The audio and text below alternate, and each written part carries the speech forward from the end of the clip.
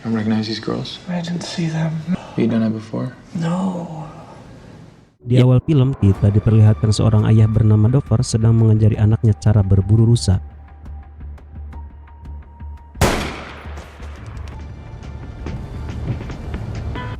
Sebagai seorang ayah, Dover sangat menekankan ke anak-anaknya untuk bisa bertahan hidup di situasi apapun. Singkat cerita, hari itu mereka akan merayakan Thanksgiving di rumah tetangganya, Nancy dan Franklin. Bisa dibilang mereka memiliki banyak kesamaan. Keluarga Franklin bahkan memiliki 2 orang anak yang usianya sepantaran dengan anak-anak Dover. Siang itu, Anna dan Joy berjalan di sekitar perumahan ditemani kakaknya. Ketika 2 bocah ini melihat sebuah mobil RV, mereka tak bisa menahan rasa penasarannya dan berulang kali mencoba manjat sana-sini. Hey, get away from that thing. Come on. No, let's go. Come on. Begitu balik ke rumah, kedua keluarga ini banyak menghabiskan waktu bersama. Hingga akhirnya Anna dan Joy merasa bosan dan memohon kepada kedua orang tuanya agar diizinkan balik ke rumah anak sebentar demi mengambil mainan baru. Disinilah kekacauan dimulai. Setelah beberapa saat, Dover baru sadar kalau Anna dan Joy ternyata balik ke rumahnya tanpa diawasi oleh kakak mereka. You go to the house one? Anna! Kepanikan semakin memuncak ketika mereka menyadari Anna dan Joy tak pernah sampai ke rumah untuk mengambil mainannya. Mereka mencoba menyisiri sekeliling perumahan, tetapi juga tidak ketemu. Hingga akhirnya anak sulung Dover bilang jangan sampai adiknya kembali ke mobil RV yang parkir di pinggir jalan tadi. Sayangnya begitu mereka cek, mobil itu sudah hilang. Dad, it was parked right here. I couldn't find them! Police. Seorang polisi bernama Loki kemudian ditugaskan untuk menyelidiki kasus hilangnya Anna dan Joy. Malam itu anggotanya akhirnya berhasil menemukan mobil RV yang dimaksud. Anehnya mobil itu terparkir di depan hutan dan ketika para polisi ingin menggeledahnya, tiba-tiba si pelaku mencoba kabur dari lokasi.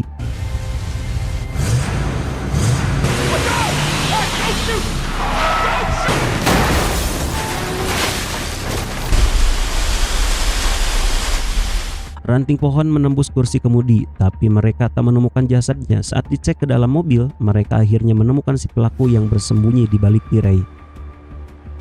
Both fucking hands! Ah! Get up! Where are those girls? Berulang kali, Loki melontarkan pertanyaan terkait di mana Anna dan Joy disembunyikan. Tapi pria ini tak kunjung menjawab. Makanya Loki memerintahkan untuk membentuk tim pencarian khusus demi menyisiri hutan di hadapan mereka. Sedangkan si pelaku langsung dibawa ke kantor untuk diinterogasi.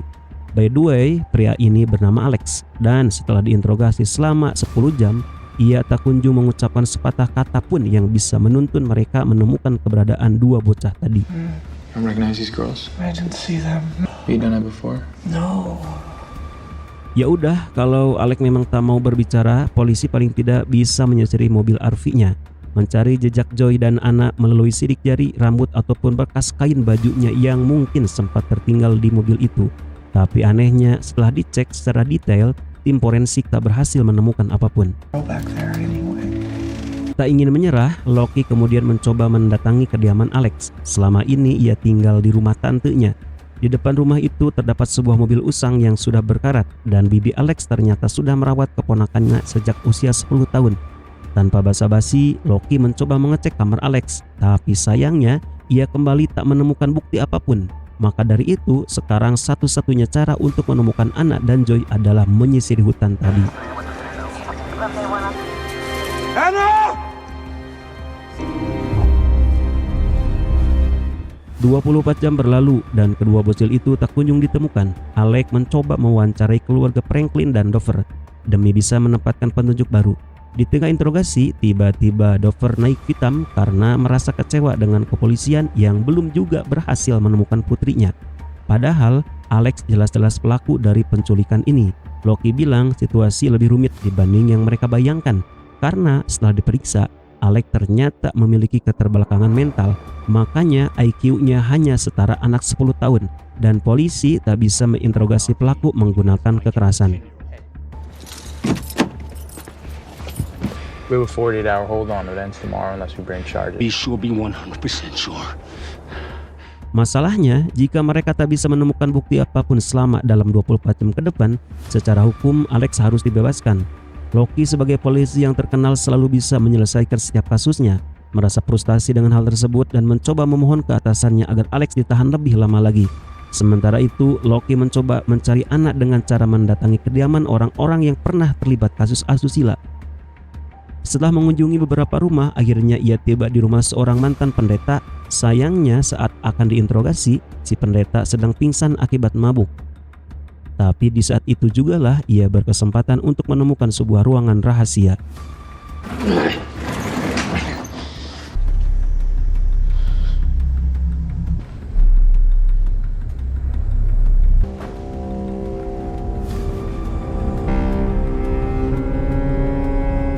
Setelah diinterogasi, Pak Pendeta bilang kalau jasad di basementnya itu adalah seorang pembunuh berantai di masa lalu. Tepatnya pembunuh anak-anak kecil, dan 5 tahun lalu ia datang untuk melakukan penebusan dosa. Aneh juga, belum selesai satu kasus malah ketemu kasus lainnya. By the way, orang-orang mulai mencari keberadaan anak dan Joy di sepanjang sungai. Khawatir jangan sampai kedua bocah itu ternyata hanyut. Tapi anehnya mereka tak kunjung menemukan jasadnya. Di tengah pencarian, tiba-tiba Dover dapat kabar kalau hari itu Alex akan dibebaskan. Tentu saja ia merasa amarah yang luar biasa. Bisa-bisanya penculik anaknya dibebaskan begitu saja.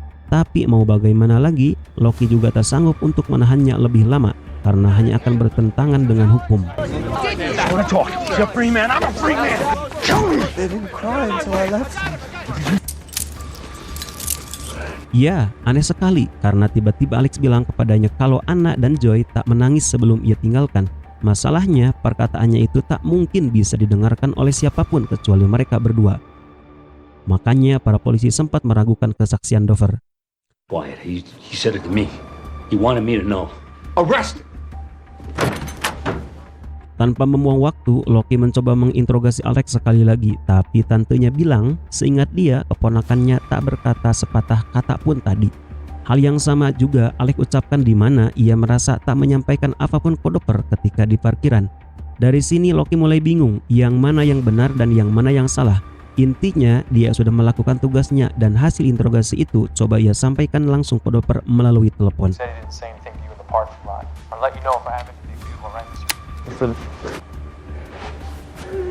Di lain sisi, kondisi istri Dover semakin kacau, bahkan obat depresi tidak bisa lagi menenangkannya.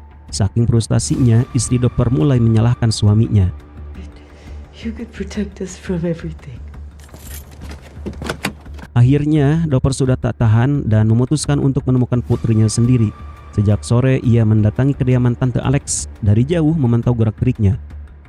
Dan ada satu momen di mana kita bisa melihat bagaimana Alex memperlakukan peliharaannya, yang seakan-akan menunjukkan kalau ia memang memiliki kepribadian ganda.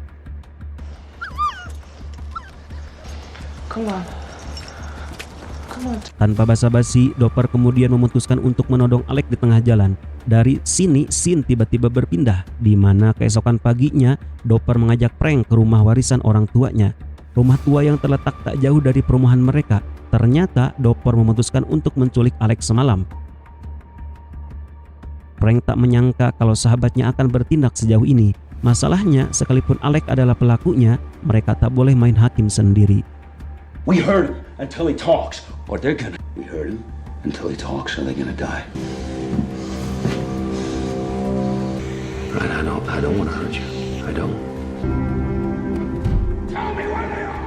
Di lain sisi, untuk mengungkap kasus penculikan ini, Loki kemudian mendatangi kediaman salah satu korban penculikan anak yang kasusnya hampir sama dengan yang dialami Dover, di mana 26 tahun lalu putranya yang bernama Barry diculik oleh seorang yang mengendarai mobil RV, dan lucunya sampai saat ini putranya belum bisa ditemukan. Same person who took him took those girls. It's just like Barry. They're just gone. Mohon bersabar karena percaya atau tidak, semua kasus ini akan berkaitan di masa depan. Siang itu, Loki kemudian mendatangi si Pak Pendeta untuk mendengarkan kesaksiannya soal jasad yang ditemukan di basementnya. Kata Pak Pendeta, si penculik itu dulu sempat bilang kalau ia sering menculik anak dia siang hari. Dan lucunya lagi, walaupun suka menculik anak kecil, si pelaku ternyata pernah memiliki keluarga. All right. Them. You said they cried. Dari siang sampai malam, Dopper dan Frank menghabiskan waktunya untuk menginterogasi Alex. Mereka menghajarnya habis-habisan, tapi ia tak kunjung buka mulut. Bahkan ketika Dopper mengancam akan membunuhnya menggunakan palu, ia tetap diam 1000 bahasa. Tell me! Where's my daughter? Berita mengenai hilangnya Anna dan Joy tersebar ke seluruh penjuru kota. Malam itu, orang-orang berkumpul di depan rumah Frank untuk menunjukkan bela sungkawanya.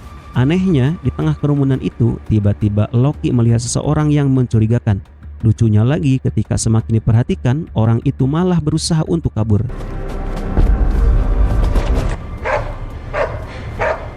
Loki berusaha untuk mengejarnya hingga masuk ke pekarangan warga. Di tengah gelapnya malam, si orang mencurigakan ini tiba-tiba berhasil melompati Loki dan ujung-ujungnya berhasil kabur entah kemana. Not to approach this man, but to call police. Dengan adanya orang yang mencurigakan ini membuat Frank sempat ragu dengan tindakan mereka yang menyiksa Alex. Jangan sampai dia memang bukanlah pelaku sebenarnya.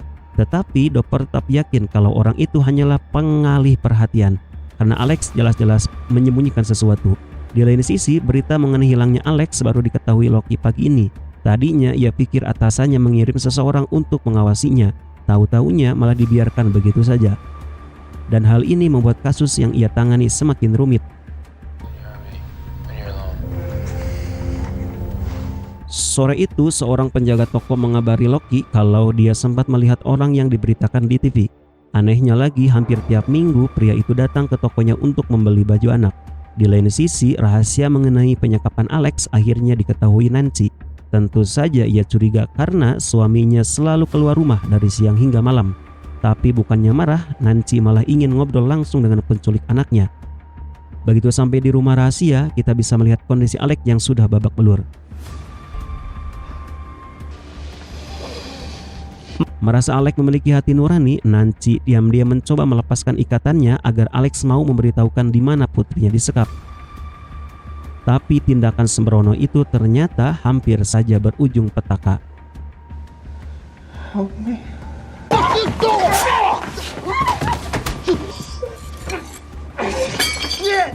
Akibat kejadian ini, Dopper jadi sadar kalau mereka tak bisa lagi menyiksa Alex dengan cara memukulinya.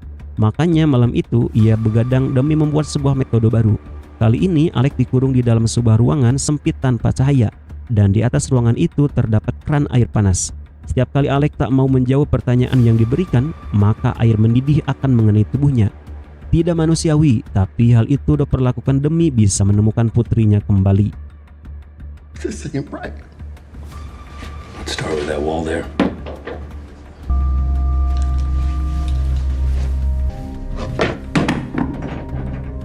Di waktu yang sama, ketika Frank dan istrinya sedang keluar rumah, tiba-tiba orang yang mencurigakan kemarin berhasil memasuki rumahnya. Saat itu putri sulung Frank sendirian di rumah.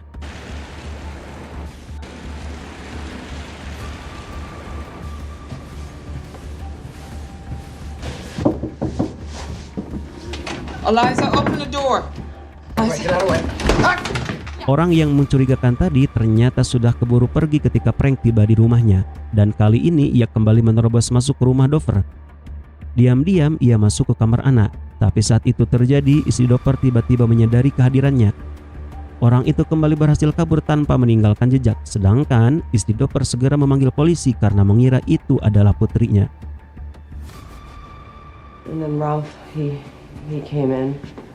The basement. I didn't check the basement. We need to. Loki sempat mengira kalau istri Dopper hanya berhalusinasi. Ia kemudian diajak ke ruangan basement demi mengecek apakah Anna berada di sana. Tapi di scene ini juga lah Loki tak sengaja melihat peralatan Dopper yang menunjukkan kalau ia sedang menyembunyikan sesuatu. Kecurigaan itu semakin bertambah ketika istrinya bilang kalau Dopper hampir tiap hari pulang malam demi mencari anaknya bersama para polisi. Where is your husband, Mrs. Dover?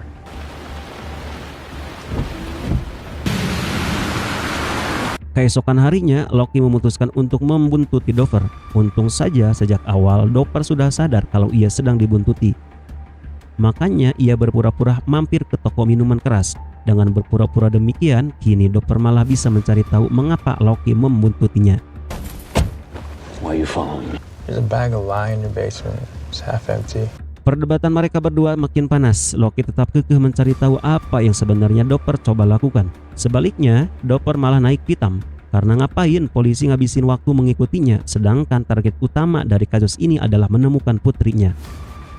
And why did you look for my fucking daughter? Merasa frustasi dengan semua kejadian ini, Dopper akhirnya pulang ke rumah dalam keadaan mabuk. Ia bahkan mulai berhalusinasi, di mana putrinya meminta tolong agar segera ditemukan. Begitu bangun dari tidurnya, Dopper langsung kembali menginterogasi Alex. Mimpi tadi seakan-akan menjadi motivasi baginya untuk tak usah menghasihani orang yang berada di hadapannya.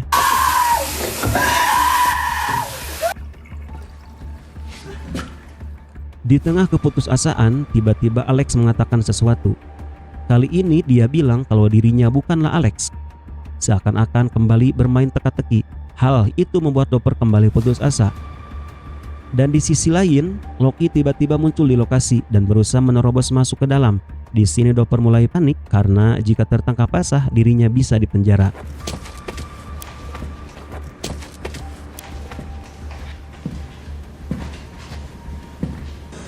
What about him?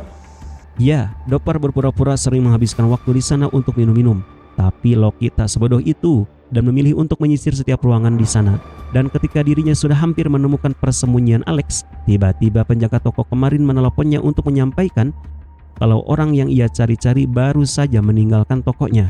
Dengan melacak nomor kendaraan dari orang mencurigakan tadi, akhirnya Loki berhasil menemukan rumahnya.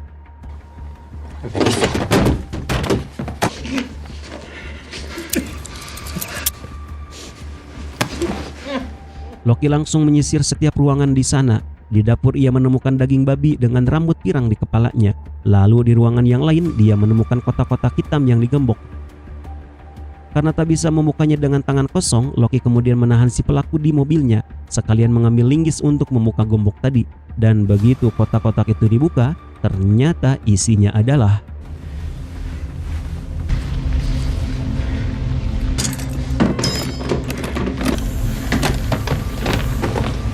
selain pakaian anak berlumuran darah, Loki juga menemukan ular serta beberapa gambar labirin. Scene tiba-tiba berpindah di mana Frank dan Dopper dipanggil ke kantor polisi untuk mengidentifikasi pakaian dari para korban yang ditemukan di dalam kotak tadi.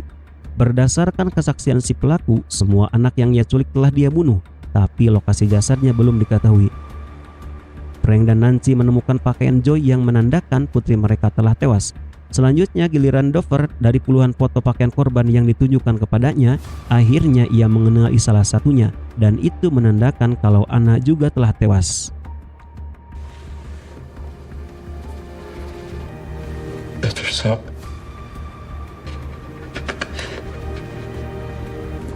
You let this happen.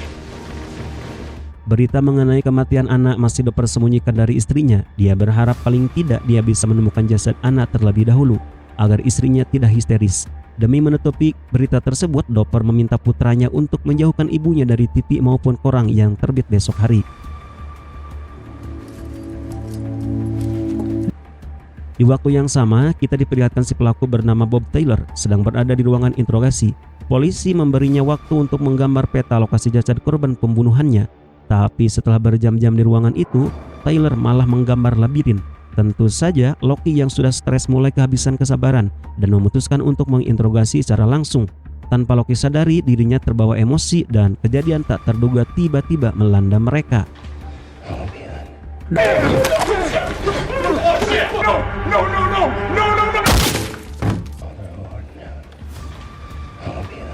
Dopper sendiri masih menaruh keyakinan bahwa Alex tahu di mana jasad Anna disembunyikan. Makanya ia menghabiskan waktu di rumah rahasianya. Dan tiba-tiba Alex mengatakan kalau anak-anak itu terjebak di labirin. Masalahnya, sampai akhir Alex tak menjelaskan di mana labirin itu berada. Untuk mencari tahu maksud perkataan Alex, Dopper memutuskan untuk mendatangi rumah bibinya, berpura-pura minta maaf atas perlakuannya akhir-akhir ini demi bisa mengetahui masa lalu Alex. Ternyata Alex mulai mengalami kelainan karena sempat dipatok ular peliharaan pamannya sewaktu kecil. Info yang menarik tapi belum juga menjelaskan apa maksud dari perkataan labirin tadi. Di tengah perbincangan, Dopper tiba-tiba melihat berita mengenai kematian Taylor.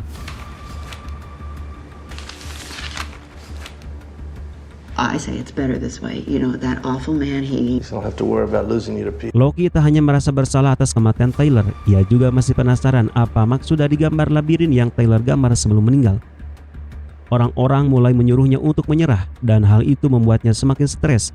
Hingga akhirnya ketika ia kembali ke meja kerjanya, tiba-tiba ia menyadari kalau gambar labirin Tyler ternyata mirip sekali dengan kalung yang ada pada jasad yang ditemukan di ruang rahasia Pak Pendeta.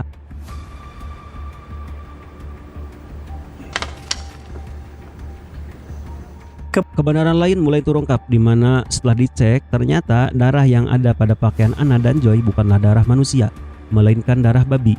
Di rumah Tyler juga tak ditemukan satu pun jasad dari anak-anak yang ia bunuh. Yang ada hanya patung anak kecil. Nah, kunci untuk memahami film ini ada di scan ini. Jadi perhatikan baik-baik mulai dari sini.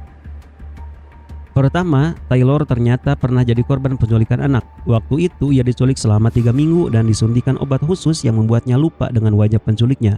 Kedua, akibat dari traumanya di masa kecil, kemungkinan Taylor mengalami kelainan, di mana ia merasa bertanggung jawab atas kasus penculikan yang ada, dan sengaja membuat seakan-akan dialah pelakunya.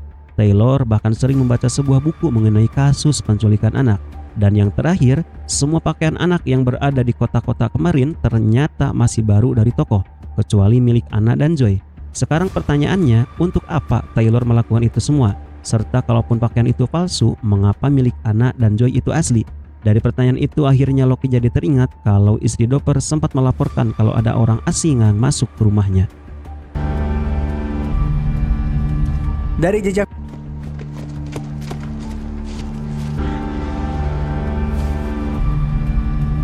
Dari jejak pelarian Taylor kemarin, Loki menemukan kaos kaki Anna. Ternyata Taylor masuk ke rumah Dover dan Frank hanya untuk mencuri baju para korban penculikan.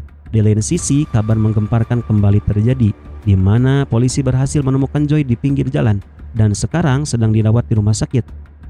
Tanpa membuang waktu, Dover dan istrinya langsung ke sana. Just let us know she's alive, okay? Ketika Joy diculik, ia sempat dibius dan disuruh untuk menyelesaikan buku Puzzle Labirin. Siapapun yang bisa menyelesaikan duluan dijanjikan bisa keluar dari sana. Dan ketika si penculik lengah, Anna dan Joy berusaha untuk kabur. Sayangnya di tengah pelarian, Anna berhasil tertangkap. Hal yang paling aneh adalah Joy bilang ia sempat mendengar suara Dover ketika disekap. Dan dari sini Dover langsung tahu siapa penculiknya. You were there. Mommy and Dad are here now, okay? Where you going? Keller? Hey! Loki mengira Doper adalah pelaku penculikan anak ini, makanya ia menduga Doper kabur kembali ke rumah rahasia kemarin. Tapi setibanya di sana, ia hanya menemukan Alex yang sedang menjerit minta tolong. Sedangkan Doper ternyata ke rumah bibi Alex. Help around, I noticed your door here needs fixing, so...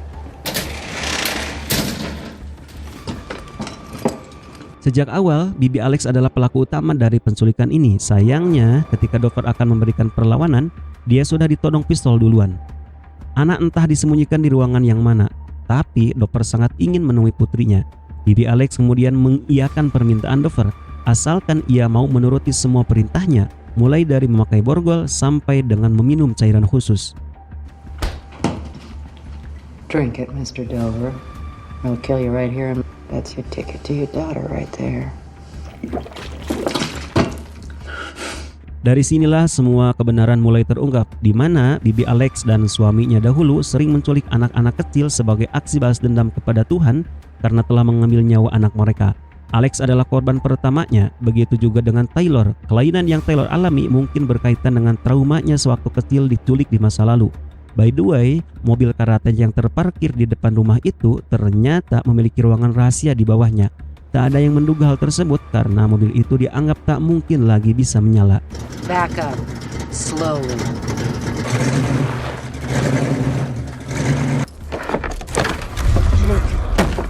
Doper berulang kali memanggil nama putrinya dari balik lubang, tapi tak ada suara. Ternyata bibi Alex menyebak Doper sejak awal, dengan iming-iming akan mempertemukan dengan putrinya.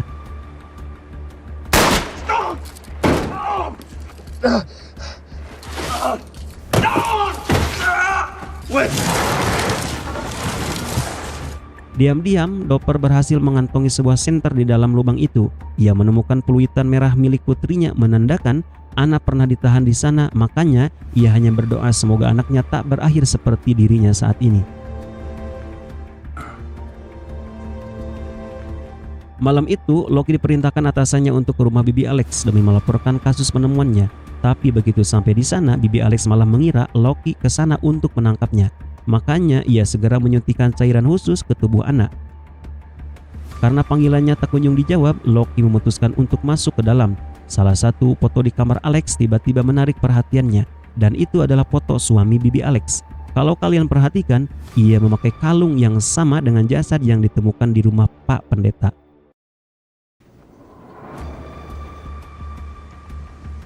Seketika Loki akhirnya sadar siapa pelaku utama dari penculikan ini. Tapi sayangnya itu semua sudah terlambat karena Bibi Alex sudah berhasil menyuntikkan cairan khusus ke tubuh Anna. Show me your fucking hands. Do not move and show me your hands.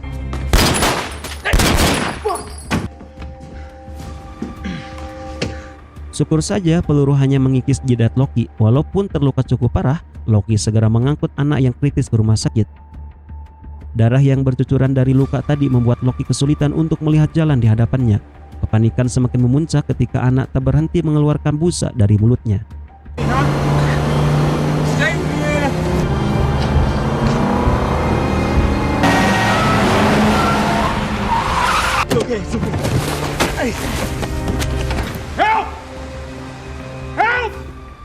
Keesokan harinya, kita diperlihatkan koran yang bertuliskan kalau Alex itu ternyata adalah Barry, korban penculikan anak 26 tahun lalu.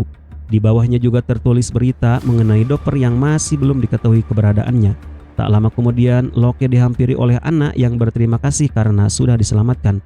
Istri Dopper kemudian bilang ke Loki kalau sampai saat ini suaminya belum juga berkabar. Tapi satu hal yang pasti, Loki harus percaya kalau Dopper adalah ayah yang baik. Kalaupun ia menyiksa Alex kemarin, itu semua ia lakukan demi menemukan putrinya kembali. I miss him. He's a good man. 2 malam kemudian, kita diperlihatkan tim forensik yang mencoba menggali pekarangan rumah Bibi Alex. Mereka belum bisa menemukan jasad dari para korban, tapi karena hari sudah malam, penggalian diberhentikan. Loki sendiri memilih untuk merenung di sana sementara waktu. Tapi di tengah kesunyian, tiba-tiba ia mendengar suara peritan dari bawah mobil.